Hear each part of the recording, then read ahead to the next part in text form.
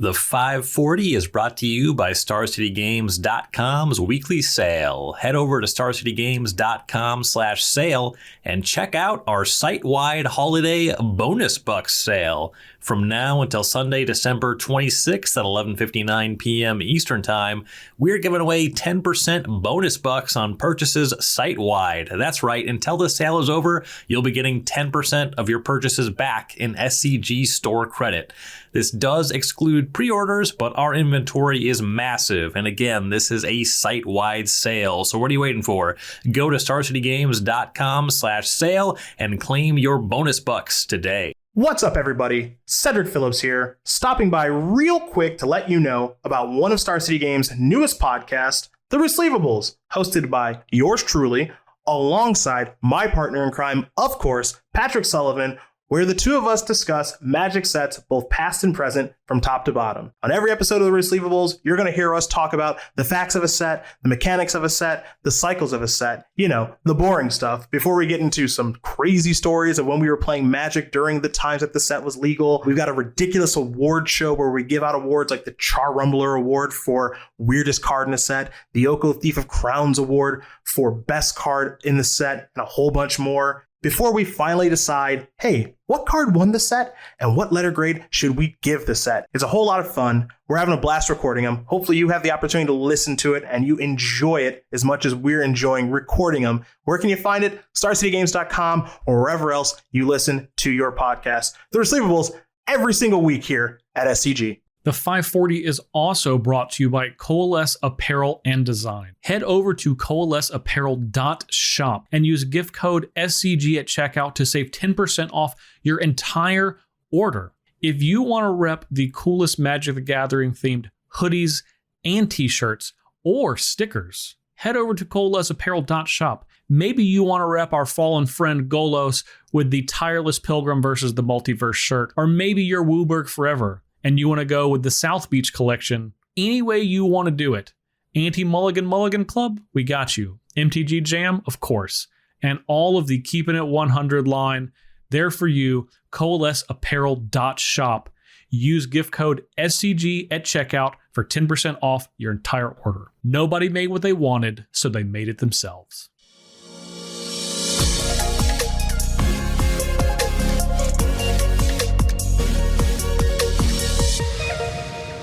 Hello, everyone, and welcome to another episode of the 540, your favorite Cube podcast hosted on StarCityGames.com. I'm Ryan Overturf. You can find me at Ryan Overdrive on Twitter, and this week I'm joined again by Ryan Saxe. Hello. Hey, everybody. You can find me at RC Saxe on Twitter. He remembered his Twitter handle. I did. I was really worried about it this time, if I'm being honest. Auspicious start to the podcast. And we're coming up at the end of the year. We've started to see Kamigawa Neon Dynasty previews, though it's not time for a set review of that just yet. The set does not release until February. There are some cubes going on Magic Online at the time that this will be released. The Artifact Cubes week will have come and gone, and Vintage Cube will be back on Magic Online. A lot going on in the world of Cube with these digital cubes, with new sets coming out all the time. And something that happened in the Artifact Cube, if you had the chance to draft it last week, it wasn't the first cube of Magic Online ever to do this, but it was a cube that meaningfully broke Singleton. And that's actually going to be the topic of our discussion today. And I suppose it wasn't super dramatic. There was 4 copies of every non-green bridge because there were no green cards. Actually, kind of a comparably big deal. There were no green cards as there were 4 copies of every bridges. Some unique stuff going on in that cube. But the topic of this week isn't no green cards cube. It's breaking Singleton in cube. And this is something somebody pointed out last week. We did our episode on archetype, redundancy, and diversity. They said they would have liked to have seen some discussion on breaking Singleton.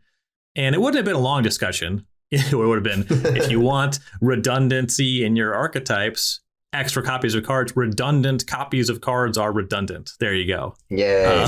But this week we are going to have a longer conversation on that. And this is something that comes up now and again on the podcast.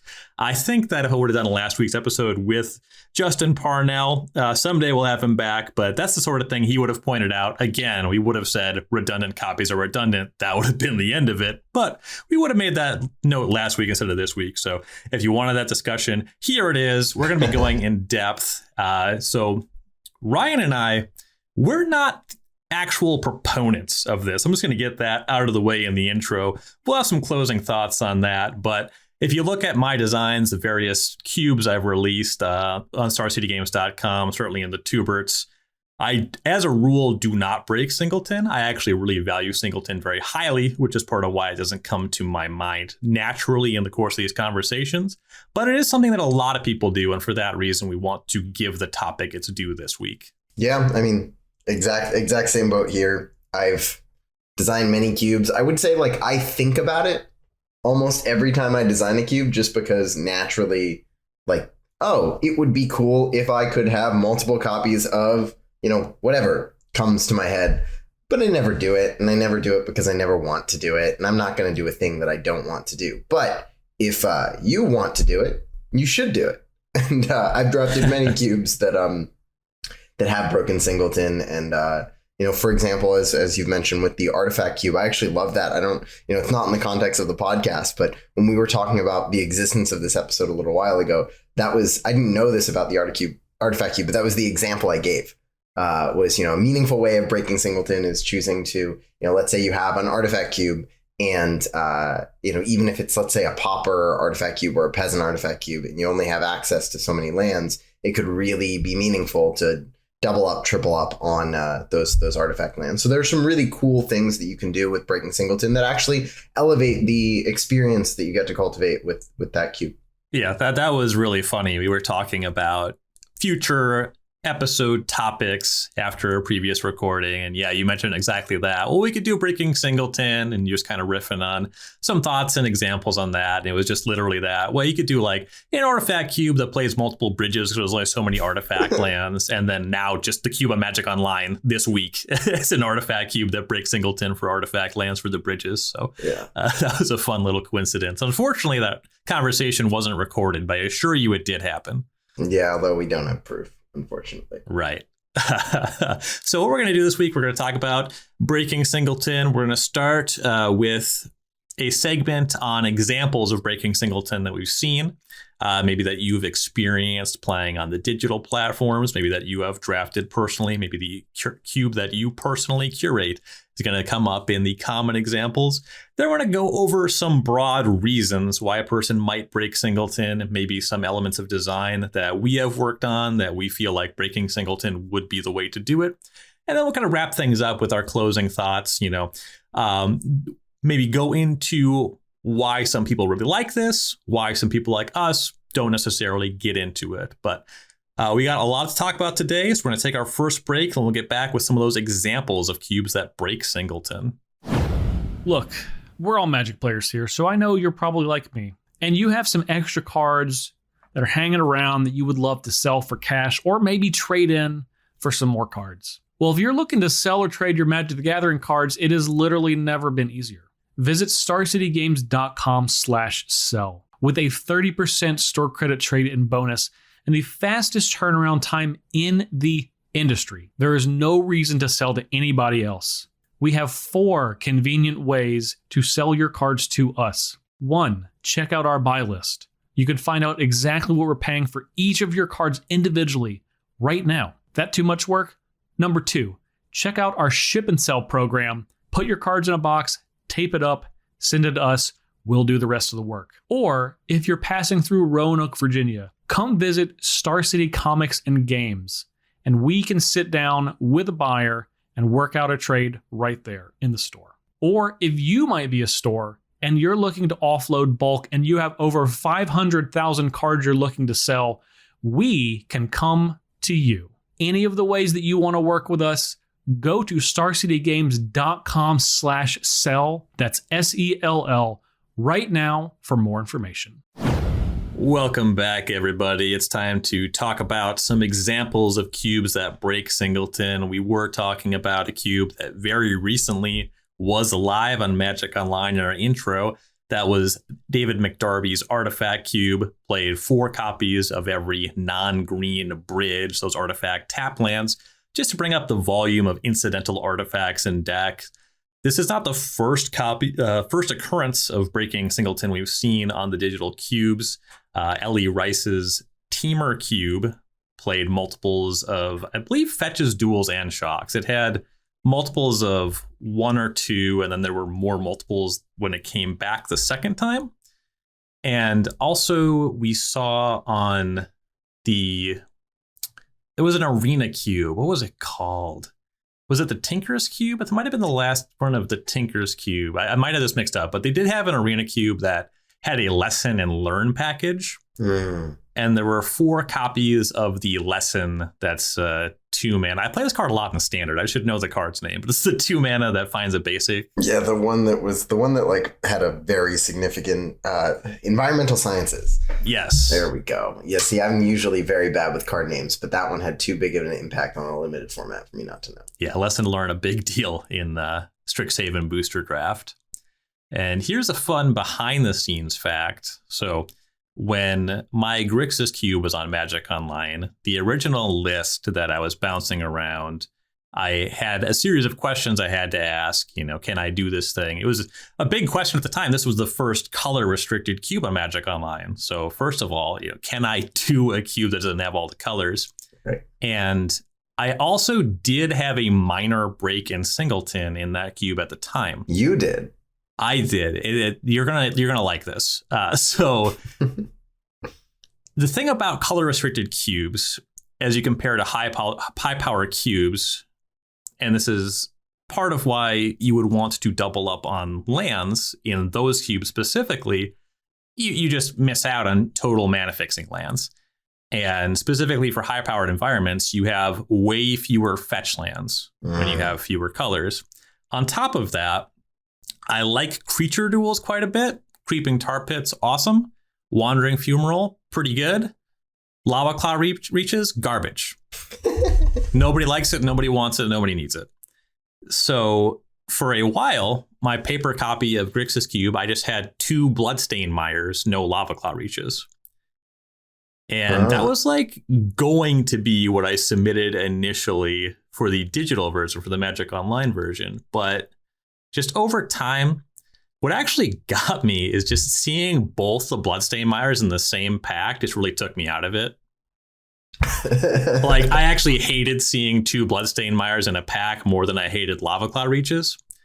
But anyway, that would have been the first break of Singleton in the digital cube. So we do see lands happening quite a bit. And a lot of people do this in their paper cubes, and not just for color restricted cubes. They'll have more copies of fetch lands, maybe more copies of shock lands, or even original duels, just because it's really good mana fixing.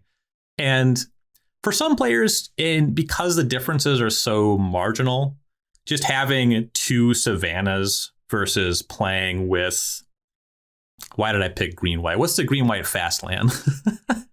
Razor Verge Thicket? Yeah, versus having Razor Verge Thicket. It's just like, it's probably more fun for a lot of players just to have those quality lands. And also, just if you are playing all of them, even just doubling up on your fetches or your shocks or whatever, just gets it sort of more mana fixing in the cube. And that's something that a lot of players like to have, just because it's not fun when your mana base doesn't function. Yeah. Making sure you get some extra looks at that sort of thing. Yeah, I would say that messing with mana bases is probably the most common way you see breaking Singleton. I also think that that's partially because it's the, I don't know, it's more, I would say I'd be more comfortable with it, right? Like it feels like it's the gateway drug of breaking Singleton. You start with the mana base, and then you start liking it because you now can cast all your spells reliably.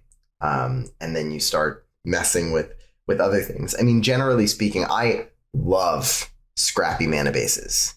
Like I'm not saying like I purposefully draft worse decks with the worst mana bases to play with, to not be able to cast my spells.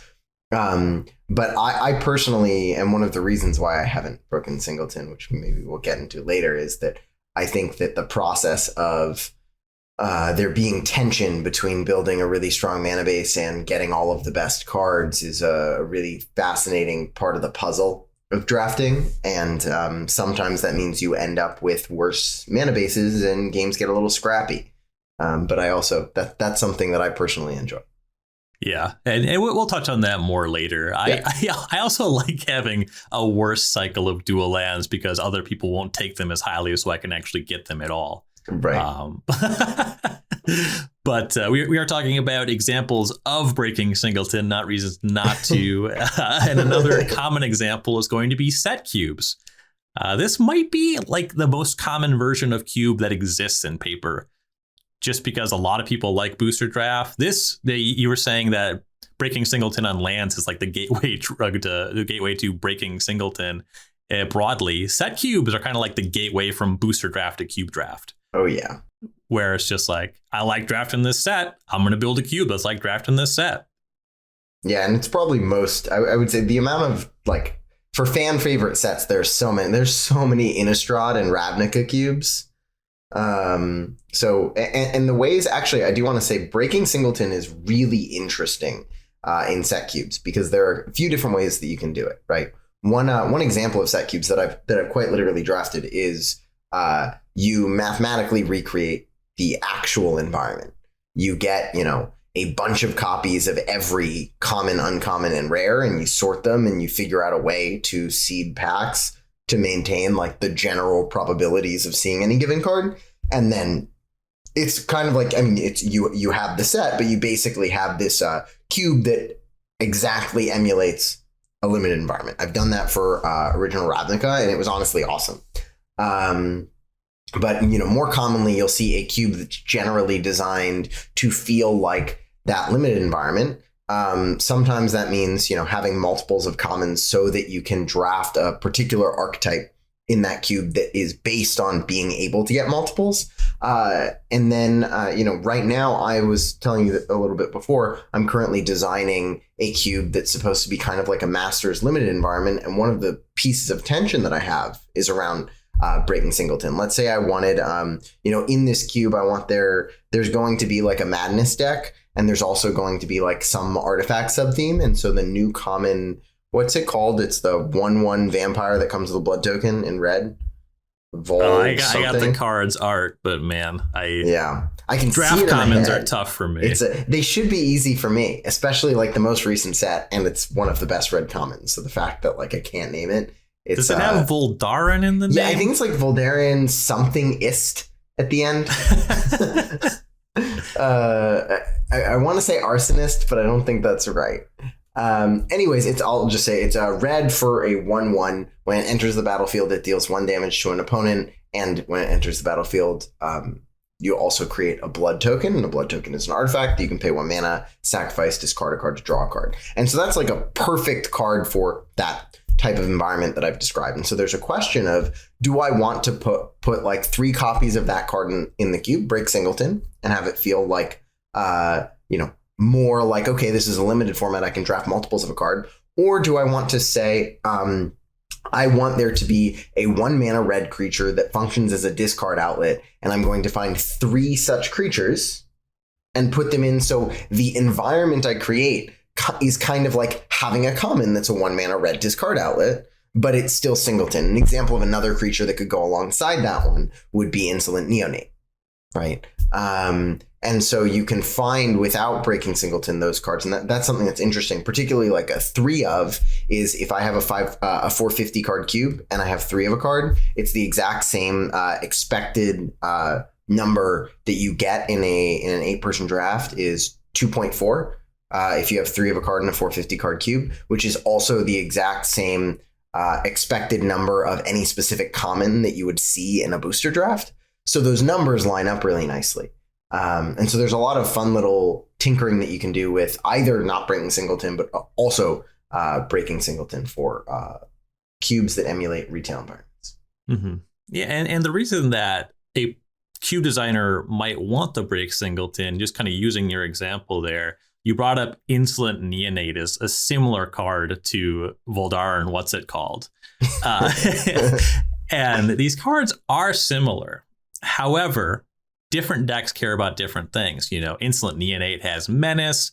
The other card makes an artifact token. And if you're playing a cube that really cares about that incidental artifact, then yeah, Insolent Neonate is not remotely the same thing. Right. Like adding that one into the spread isn't really going to do anything for you. Now, if you just like only care about madness, if you care about vampires, maybe you have an equipment theme. So like having Menace on a 1-mana creature starts to come into play. You can make Insolent Neonate matter, but not every cube wants to. It's just like, this is the card I want to play with, so I'm going to play more copies of that. That makes a lot of sense. And we were talking about set cubes. Obviously, these cards are in different sets. So those ones are, they're going to double up on the cards that are going to closely emulate the limited environment. And these are all ways where you would see multiple copies of cards in the draft, like in the packs that you make. There's also some ways where players, either through seeding or some other fashion, will introduce a card in multiple copies to an environment.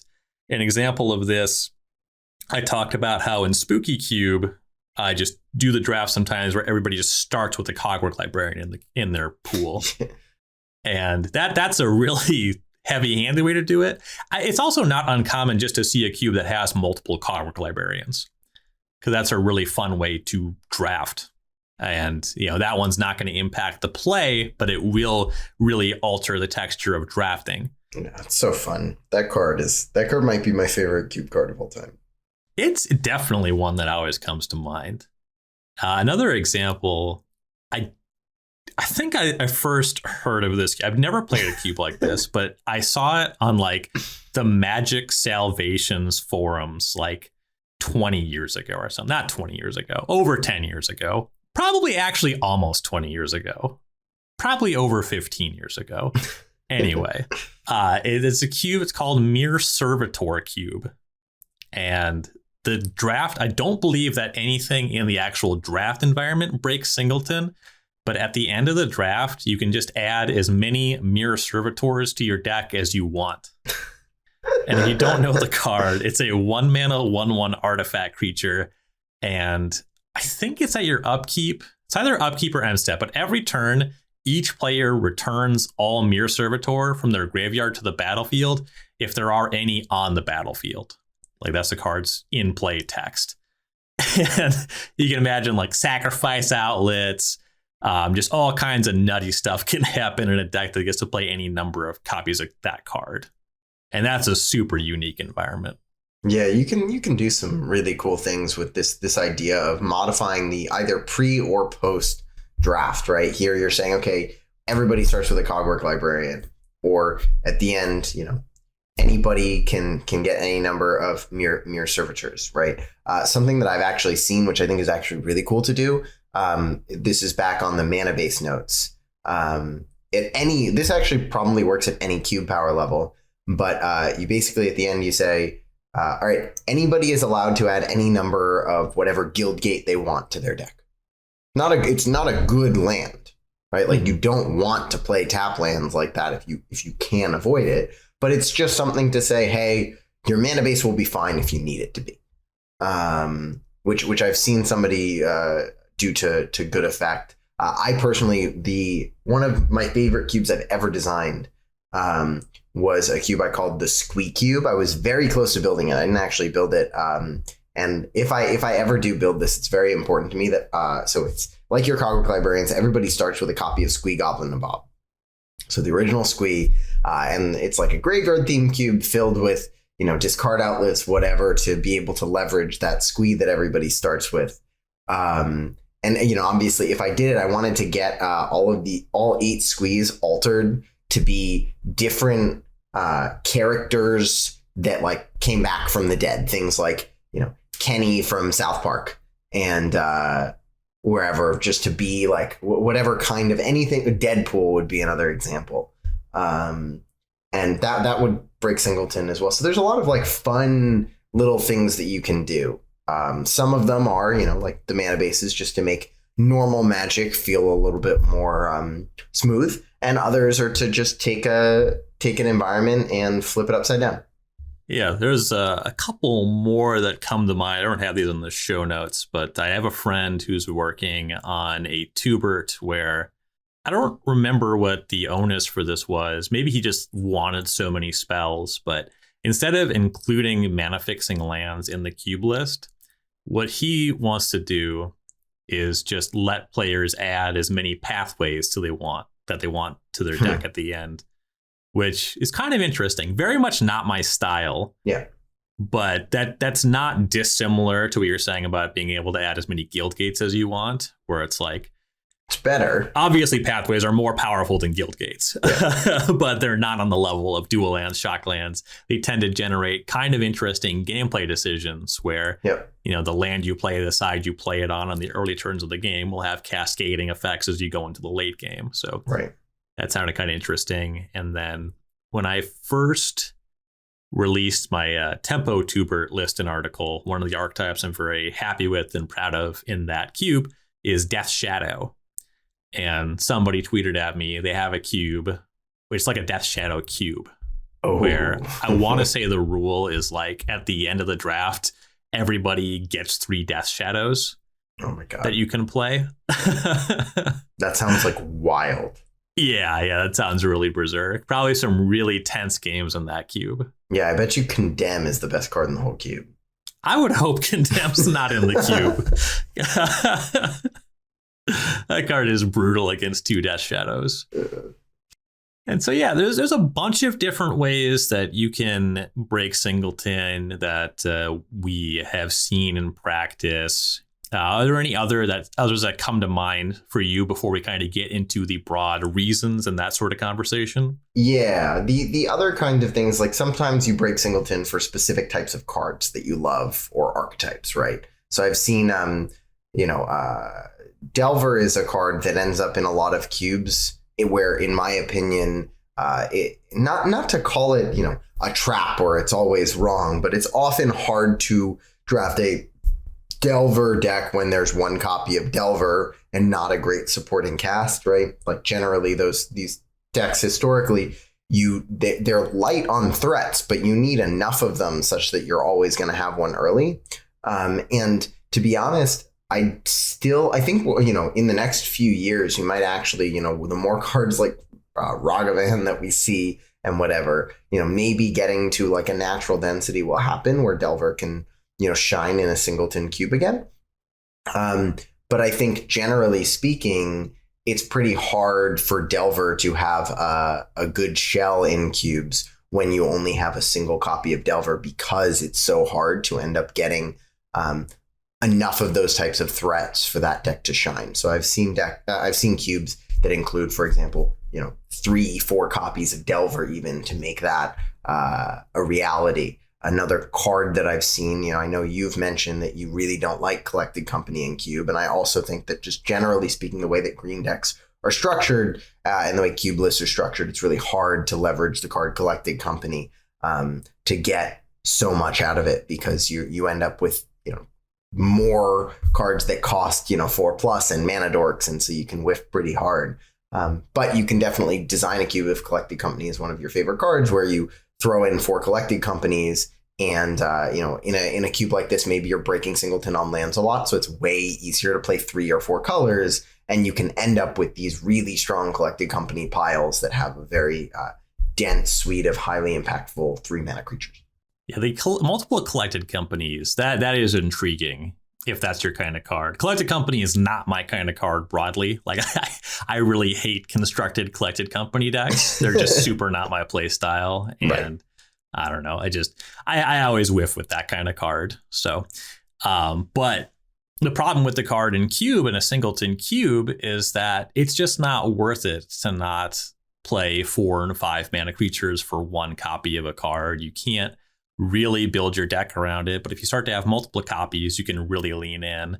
And it also means that the top of your curve otherwise is likely designed with this in mind.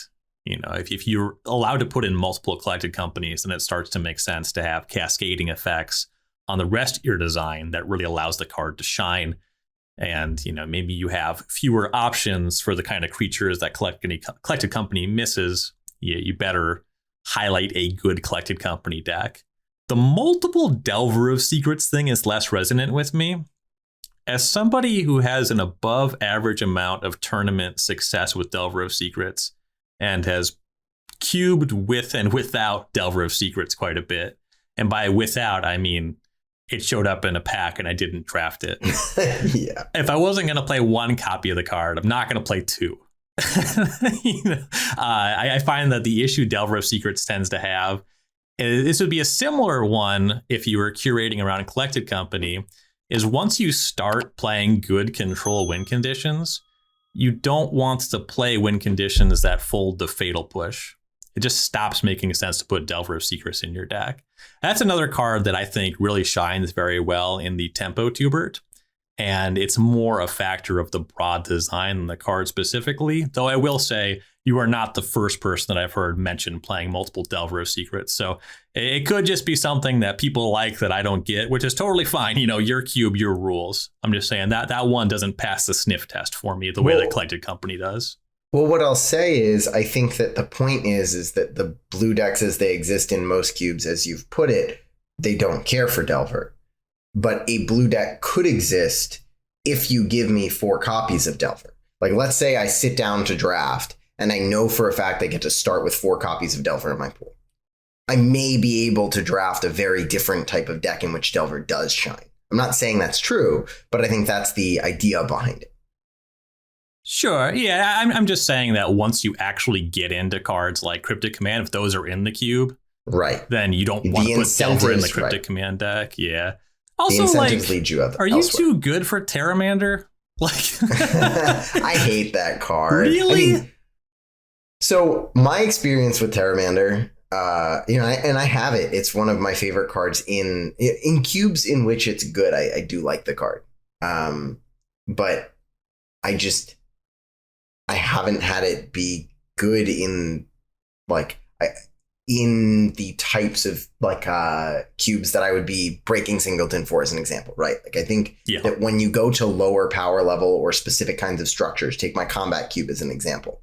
My combat cube, for those who don't know, is the idea of, you're literally, I place a restriction that card advantage can only be gained in the combat step. So Muldrifter is a no-go. Ophidian is a thumbs up. Now, there aren't any Ophidian, like literal Ophidians not in the cube, but Ninja of the Deep Hours is kind of like the epitome of, okay, this is the way that you have to engage to gain card advantage. And so cards like Terramander and Delver actually shine a lot in that type of environment, because games are already on the board. There aren't big control win conditions, as you put it. They are really good enablers for some of the ninjas sometimes. That sort of new space lets these cards shine. But I find that, including Terramander, when you get to, sort of a more normal landscape of a cube, it's just, I don't want to put it in my deck. Yeah, I agree with that. I'm just saying, if you'd play a Delver, you should be willing to play a Terramander. Yes, I agree with that. That was the point I was getting at. And really, in the year 2021, coming up on 2022, the card you should look at is Murktide Regent. But anyway. Yes. So those are a bunch of examples of cubes that we've seen, that we've played, where designers broke Singleton. We're going to take a quick break here, and then we'll be back to talk about some broad reasons why you might consider yourself breaking Singleton. What's up, gamers? Taking a break from the pod to talk to you about Star City Games Premium, and why, if you're not already a member, you really should become one. First of all, the price is great. Only $7.99 a month. That's less than the price of one collector booster. And for that, you get all the following. You get a 5% discount on all Magic the Gathering sealed product, including the aforementioned collector booster, a 10% discount on all Magic the Gathering singles, if that's more your speed, and as well as a 15% discount on all supplies. It's going to be your deck boxes, your binders, your sleeves. Lord knows I always need more sleeves for cubes and all the Magic cards I have lying around. And you also get free entry into some SCG Tour online events. Definitely check those out. And finally, last but certainly not least, you get exclusive access to Star City Games website content from a stable of some of the game's greatest and most entertaining minds. You know who we are. You know where to find us. Sign up for SCG Premium today at starcitygames.com/join-premium. All right, so we just went over some examples of ways that cube designers break Singleton, maybe some cubes you've seen in the digital environments. Now Ryan and I are going to get into some broader reasons, maybe some things that we've encountered in our experience designing cubes that have led us to consider breaking Singleton that you might consider for your own designs. The big one that immediately comes to mind for me is just Parasitic Mechanics. Yeah, if you're not familiar with the term, a Parasitic Mechanic is the sort of card that really only plays well with very similar cards. A primary example of a Parasitic Mechanic is going to be Infect. Creatures with Infect don't play great with creatures without Infect. Yeah. If you were around for Scars of Mirrodin Booster Draft, sometimes you just had this deck that was like half and half creatures with Infect, half without. And the experience was like your opponent just stopped blocking half of your creatures if your deck was even functioning at all, like if you could even make meaningful attacks. So that can be a really rough if you don't bring Singleton, just because there's only so many creatures with Infect that exist. And honestly, it's fairly limited space. It's really tough for the health of competitive environments to have a bunch of very efficient creatures with Infect. And they're also just kind of less meaningful to have around. Like you could just like put Skitherix the Blight Dragon in a cube because that card hits high. It like hits hard and kills pretty quickly. But like Glisten Ralph is going to then contend with all your other green creatures. It's kind of hard to have a deck unless your cube has multiple copies of Glisten Ralph. Then you actually have a deck that you're kind of interested in drafting. Energy is much the same way. Only so many cards make energy. There's really little in the way of things you can do with energy if you're not just heavy on energy cards. Like you can proliferate it, but that's usually worse than the amount of energy you get on like a Rogue Refiner. And so breaking Singleton's like maybe a way you could approach that. Well, we're going back to Kamigawa at the beginning of next year. So Splice onto Arcane is, of course, one to talk about. Actually, one of the many reasons that it's been 17 years since we've been to Kamigawa is this mechanic fell so flat, among other things, where you need your instants or sorceries, this arcane type to splice and play together. A recent one that stands out to me is Surveil. And the reason this one stands out to me is because it's so close in wording and templating to being a deciduous mechanic, because it's just an ability that we see on other cards. Yeah, like except it's a keyword, but it doesn't. Consider does the mechanic Surveil, but it's not called Surveil. So it doesn't work with your Disinformation campaign, which is a card that I kind of want to cube with, but there's just not that many cards that literally Surveil. Right. Are there any other parasitic mechanics that come to mind that maybe you've tried to work on? Well, while I'm thinking about that in the back of my head, I'll say one of the things that I also want to address related to this in Parasitic Mechanics is, as you said, right, there's a limited amount, like literally just amount of cards with these mechanics that exist, which often means that like by not breaking Singleton, you're going pretty deep into cards that are like these are already parasitic cards that nobody wants, but to give the deck enough redundancy, you're reaching to cards that even that deck doesn't really want all that much, right? In order to get density to support it. So you do really have to break Singleton. If a mechanic like that is like your favorite mechanic and you really want to, you definitely could. I think this is less on like the mechanic side of things, but I'll segue sort of into our next section with it because it's related. Mechanics are very specific, right? Infect, energy, arcane, surveil, like they're keywords effectively that mean something. But you can go a little bit broader instead of saying, okay, it has to be this specific word, but what about decks that just play drastically different than other decks, right? The example here would be Death Shadow. And we've mentioned that already on this podcast, but Death Shadow asks you to think about your life total basically inversely, which creates some really awesome situations, but there are really only so many cards that care about it. Death Shadow being one of the premier ones. And why should anyone ever draft a deck based around that if they only end up having one copy of a card that actually cares about it. Yeah, this is something that obviously I have a cube with Death Shadow. I've already talked about the Tempo Tubert a little bit.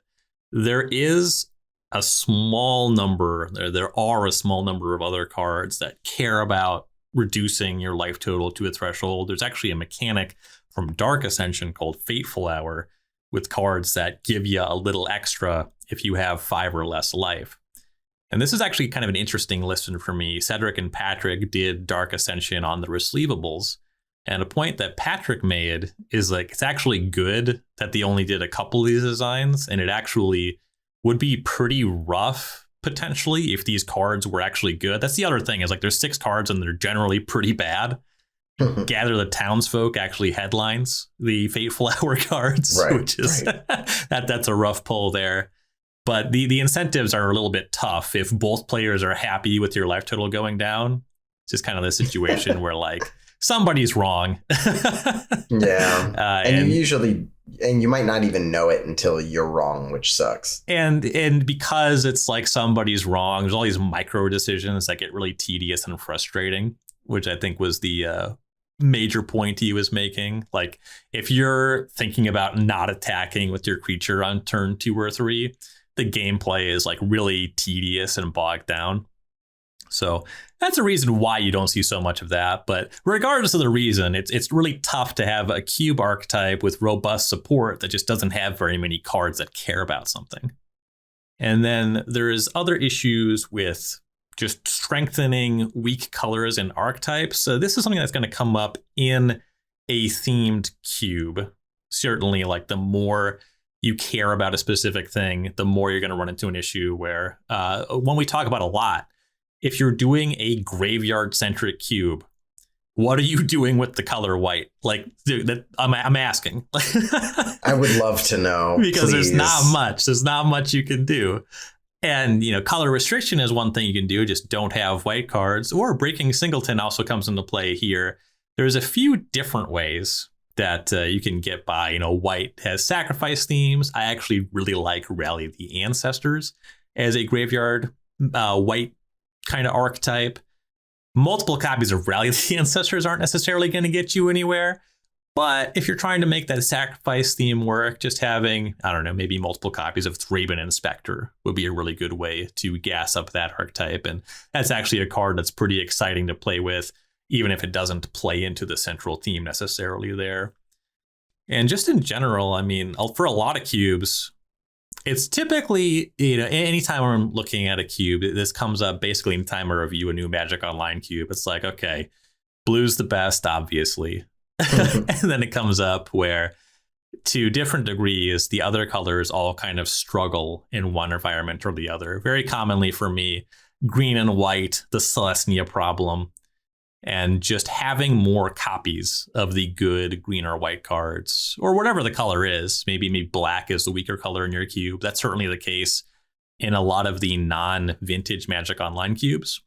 When you move away from the tutors, when you move away from reanimate effects, you really see a big dip in the power level there. But having multiple copies of the best sacrifice outlets, sacrifice payoffs, aggressive creatures, even just having like multiple thought seizes, that's a really good way to allocate a few extra points to black without being terribly disruptive in the environment. Yeah, I mean, I'll say something that I think is really important, right, is you have to pave a path for people who are going to draft your cube, right? No one's going to draft something without there existing a way or a sequence of packs that they can open that tell them to do it.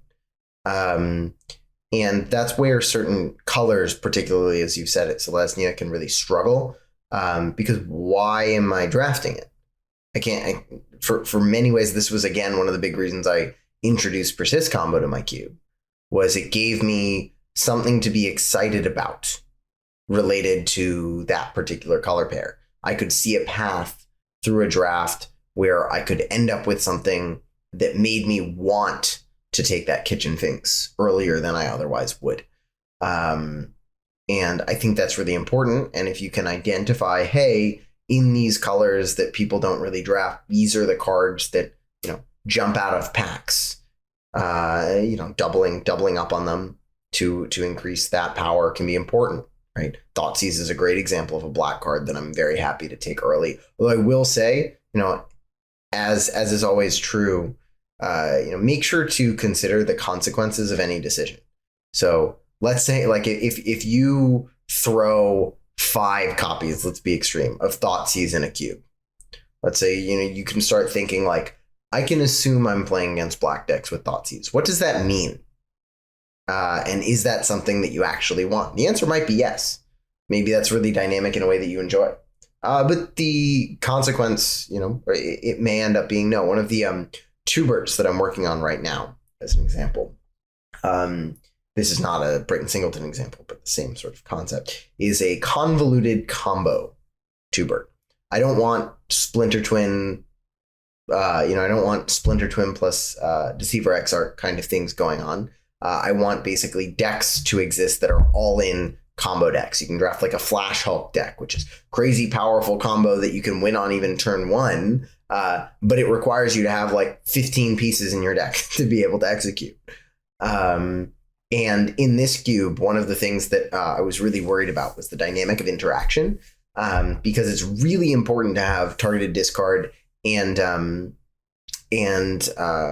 counter spells and different ways of disrupting, so that it's not just completely undynamic gameplay, right? You don't want just 2 ships passing in the night. It is a coin flip of the order of the library. You want there to be some tension and some interesting gameplay. The problem is, if I go for full on redundancy, make sure everybody always has these discard spells, these counter spells, what's going to be the best deck in this cube where everything is a convoluted combo? It's going to be the blue-black control deck that shouldn't exist and gets whatever random creatures or anything to be able to deal lethal, and just completely rips apart the opponent's plan because their deck won't function otherwise. And so I had to be very diligent in designing this to make sure, hey, this type of interaction exists. People can get it and it's important, but you can't actually draft a deck with the density of it, because that would almost be the antithesis of the cube. So just as an example, it's important to think of the consequences of your actions on the overall environment that you want to support. Yeah, and that's a really good note on Breaking Singleton as well, because when I think about designing a cube in a Singleton nature, sure, I am thinking about balance, but there's this interesting puzzle. I struggle a lot more with the bottom half of the power level and the top half. It's usually the case that I'm first excited about these cards. I'm balancing the cube around the first cards that I add to the cube. It's not impossible. It does happen sometimes that a card you add late in design is actually one of the best cards on the cube. But typically you're rounding things out and just making sure everything is playable. You actually kind of have the opposite balance problem if you break Singleton, where your second and third copies of your cards that are supporting archetypes can just kind of cause random balance problems. And it turns out, okay, actually having 4 copies of this card in a 40 card deck is really messed up. An example from some experience I had a friend who had like a pretty cool cube. I don't know how to describe it. Every 2-color pair did have like a focused archetype, and there were some through lines kind of across the cube. I remember the red-green deck was Beasts, which is fairly unique, but that does not do the cube justice. Closer to what the environment was like, there was a trading post archetype, which was very cool. But the cube also broke Singleton, and one of the archetypes that really benefited from breaking Singleton was Allies Tribal. That's going to be another archetype similar to Energy. In fact, there's just only so many creatures that are allies. And if you just add the ones that exist to a cube, the larger the environment, the more the archetype's going to suffer, which is not true once you start breaking Singleton. Once you start breaking Singleton, allies, many of them, just get +1/+1 counters. They get larger as you accrue more allies. I just have a memory of just like on turn 4 getting attacked by a 6/6 Bajuka Brigand, and that wasn't fun. It's like kind of novel the first time you see it. It's like neat, but then the ally deck is not the most engaging in draft, and if you put too many points in a thing like that, that can detract from the play environment. Yeah, especially in another thing, related to breaking Singleton, right? You get to cultivate a very specific experience, right? But it also means that from game to game, you end up with less variability, which is sometimes something that people enjoy quite a lot. That games aren't always the same, whereas, this is one of the biggest difference between constructed and limited. It's why, not to say that one's better than the other, right? You can completely enjoy different things. It's like, I used to be a competitive dancer, and there's a big difference between improv and choreography, but they're both sort of the same. They're both dance. They both require different skills, and they're both awesome. And, I think breaking Singleton lets you sort of tune the knob on, where do you want to be more improv? Do you want to be more choreography? And those are both beautiful and great things. If it's unclear, improv would be Singleton and choreography would be breaking Singleton in this analogy, because once you sort of have such general understanding of the structure of things, because you have your games are going to be more similar, it's more about understanding the explicit patterns of the ways that things go and less acting on the fly. Definitely. Yeah, that's a good note. And another reason I like breaking Singleton, or a thought exercise I like, this is a cube that I'm like pretty close to actually building. And this is an idea that I just completely riffed, made up out of nowhere. I don't remember what episode it was, but it was a previous episode of the podcast. Don't even remember what Justin and I were talking about. It might have been a set review. I don't know. But just a cube that has a bunch of what are called draft me cards. Cards that care about having multiple copies explicitly by name.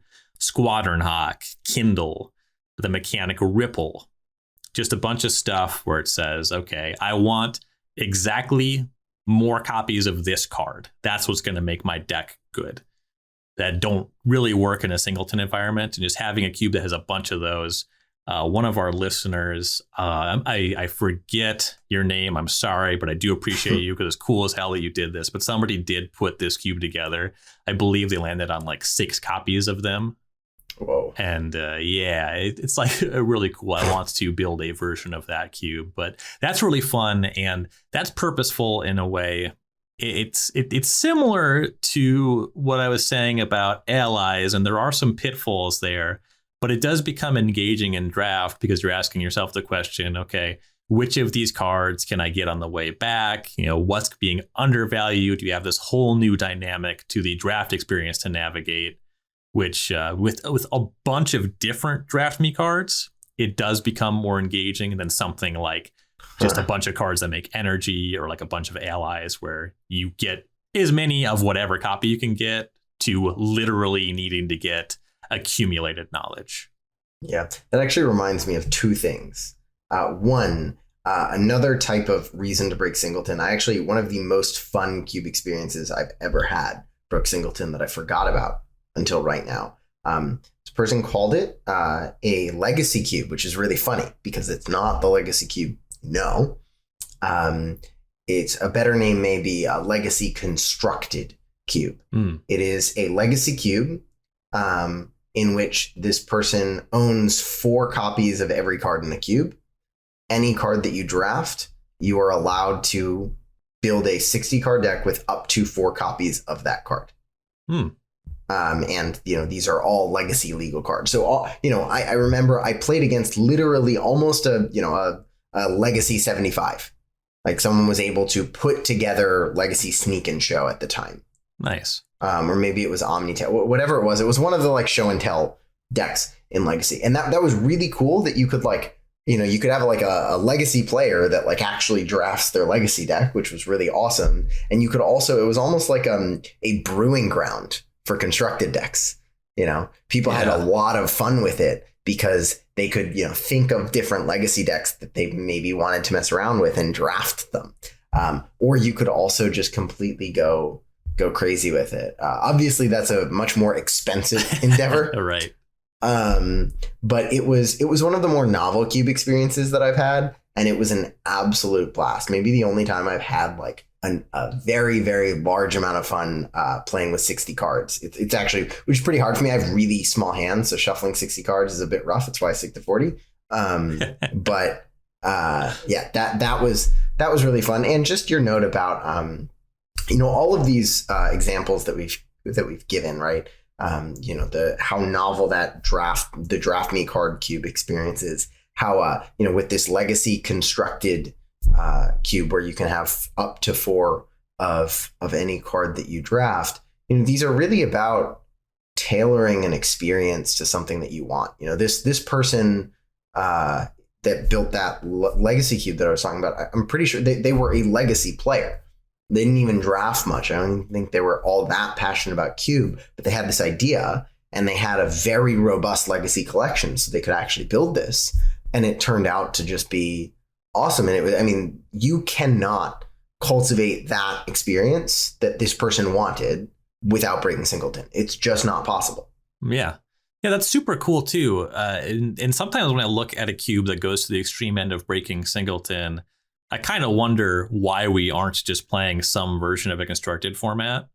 But what you just said there, the cube where you have 1 copy of every card in the draft pool that you can play up to 4, that really turns that concept on its head in a way that sounds very fun and engaging to me. I have a friend who used to keep a legacy gauntlet together.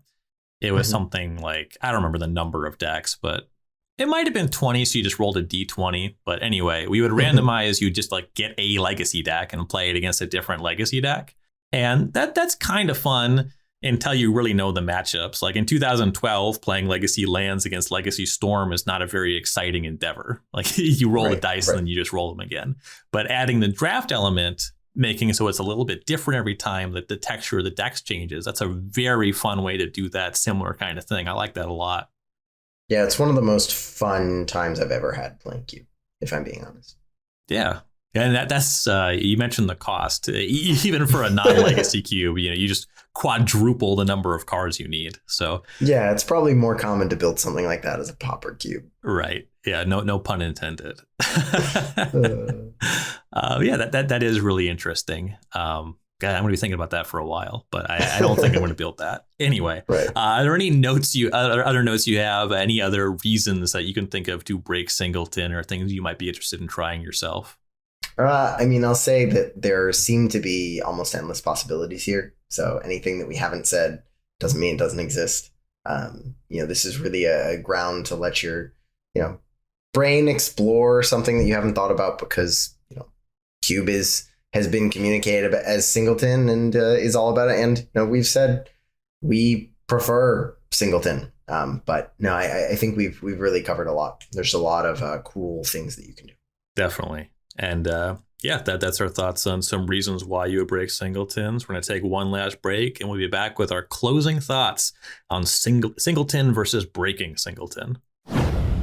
Hello there from Dominario's Judgment, a weekly podcast for Star City Games with me, Dom Harvey. And me, Ari Lex. Where we bring you the latest, greatest, and downright weirdest things Modern has to offer. Want to know what to expect for next weekend's events? We've got you covered. Do you want deep breakdowns of the hot topics and decks in Modern? We've got you covered. Just want to make sure you don't miss the latest nonsense before your opponents teach you a lesson about it in the queues? Oh yeah, we have definitely got you covered. Find us every week on YouTube, Spotify, or wherever else you get your podcasts. Or if you want to head over to StarCityGames.com, we'll be right there alongside all the great content from all your other favorite content producers. All right, it's time to wrap things up on our Breaking Singleton episode here on the 540. We've gone over some examples that maybe you have tried in cubes that do not strictly adhere to Singleton rules. We've gone over a number of experiences that we've had and reasons why a cube designer may consider breaking Singleton. At the top of the show, we did mention that we generally do stick to Singleton. So just some closing thoughts on this conversation. A big one for me, if I'm going to go back to the Grixis Cube double Bloodstained Mire debacle. The big thing that kind of stood out in my mind, and the reason why I did not like seeing 2 Bloodstained Mires in a pack, was there's a question of player expectations and what the common experience is. And this is not a reason you have to do something. I'm certainly not telling you to do things this way because of expectations and the status quo. That's, of course, silly. That's stupid.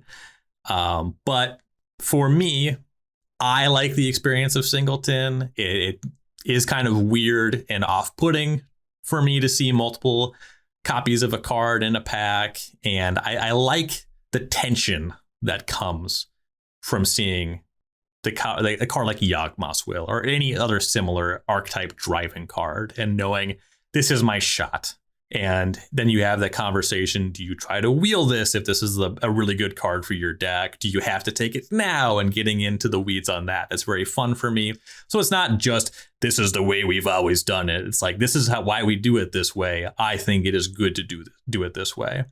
And another big conversation when it comes to Cube is that of variance and replayability.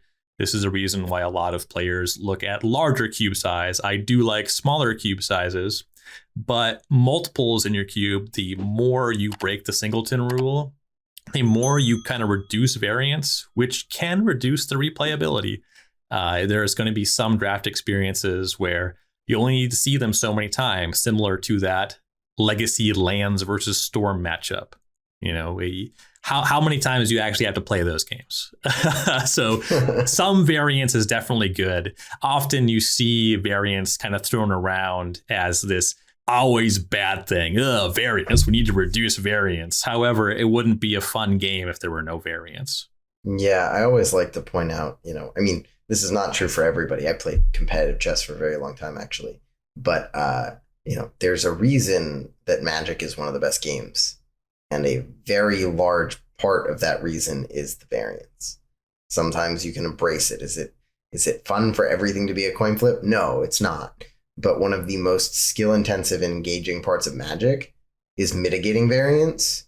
And if you put in too much effort to reduce the variance, you're actually removing this key element that's skill to be leveraged, actually, being able to remove it. So I think that's a really good note. I actually have a very important question for you related to last week and this week in your disdain for seeing 2 Bloodstained Mires in a pack. Yeah, what do you got?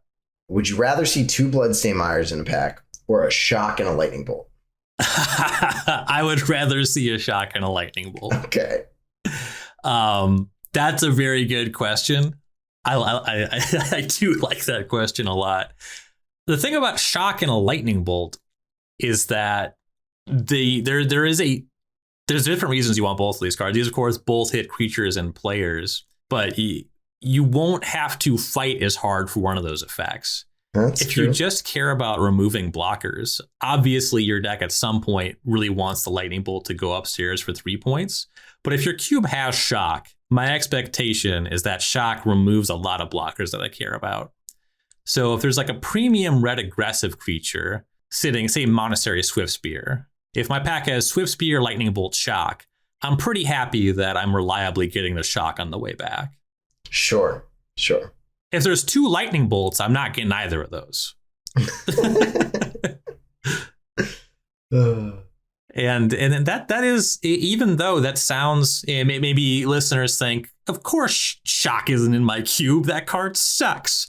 But it didn't take long of me thinking about it to conceive of wanting to put Shock in my deck, even though Lightning Bolt is in the cube. And that's why I think Singleton is such a fun, creative puzzle, where breaking Singleton really kind of what I was talking about with that cube with the allies and getting beat up by giant allies quicker than my otherwise fun deck could put up with, is the balance becomes the forefront question there. Is it too good to have too many copies of this card? You have the reduced variance as well. So it takes it away from something that I really enjoy, is trying to think, how do I round this out? Yeah, I really want a green 2-drop, but the options at this point for the cube I'm working on aren't as exciting as what I already have here. Kind of taking time and really trying to figure out what's going on is much more fun to me. I also don't know when to stop. If I start breaking Singleton, if I say, okay, well, I want a green 2-drop and I like Tarmogoyf, let's play 2 Tarmogoyfs. At what point do I just end up playing the constructed deck versus constructed deck format? Right. And to sort of really hone in on something, I truly do believe restrictions breed creativity. I think that the idea that Cube is this, really lovely and engaging puzzle where you're trying to create, you have certain goals as a Cube designer of the environment that you want to cultivate and create. And I personally think that following Singleton sort of helps breed creativity towards those goals. at the same point, that's why it's so important to recognize what your goals are and the best ways to achieve them. Because sometimes breaking Singleton will be the best and or only way to achieve it. Like the example of that legacy constructed cube that I mentioned. There's just no way that you're ever going to achieve the goals of that cube environment without breaking Singleton. But I do believe that sort of additive restrictions on the way that you design a cube are important for sort of putting on like the right like glasses and lane and sort of getting dirty and creative with the environment. It's why when I describe my combat cube, a lot of people have built combat cubes before. And usually I hear a few things. Like I want, a lot of cubes, the combat step doesn't matter so much because everything's about the powerful spells or combos. Sometimes I hear I want combat tricks to be good because combat tricks are bad in so many other cubes. And like I understand what that means, but they often the definitions are so loose, it's kind of hard to use it as guidance, which is why when I was eventually it just clicked for me when I was designing my combat cube. I can provide a restriction, an explicit rule that, I'm allowed to break it. Just like you can break Singleton, where you can only gain card advantage through combat, which gave me a really interesting creative puzzle to pursue. And I think it ended up naturally leading me down this really nice path to create a cube that I'm pretty proud of. So my big thing here is understand your goals of the cube that you're creating. Understand where Singleton helps in terms of cultivating the creativity for those goals, and also where breaking Singleton is necessary to achieve those goals. Yeah, and I really like that note about mitigating undesired outcomes.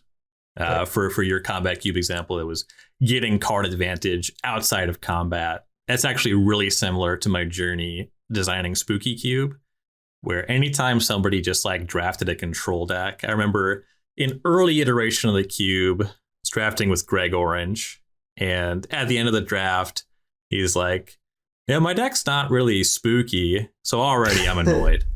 And then, if you know anything about Pro Tour champion Greg Orange, he always plays blue-white just in any format. Like some deviations, Esper.